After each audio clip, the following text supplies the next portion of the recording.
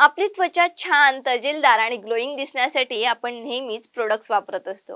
पण पैसे न घालवता काही घरगुती उपायांनी आपण चेहऱ्यावर ग्लो आणू शकतो.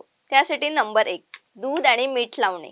स्किन केअर मध्ये तुम्ही दूध आणि मीठ समाविष्ट करू शकता. यासाठी कच्चे दूध घ्या आणि त्यात मीठ टाकून कापसाच्या मदतीने संपूर्ण चेहऱ्यावर लावा. तुम्ही हे नियमितपणे वापरल्यामुळे त्वचा खोलवर स्वच्छ होते आणि मृत त्वचा देखील स्वच्छ होते. दूध आणि मीठ मुरमे आणि डाग कमी करण्यासाठी खूप उपयुक्त आहे आणि त्वचेला चमक देते. नंबर 2, नारळ तेल आणि तुरटी. त्वचेवरील डाग कमी करण्यासाठी नारळाच्या तेलात तुरटी मिक्स करा आणि चेहऱ्यावर लावा. 8 दिवसांत तुम्हाला चांगला फरक जाणवेल.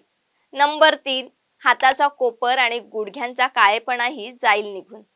त्यासाठी चेहऱ्यासोबतच हात आणि पायांचे सौंदर्यही महत्त्वाचे असते.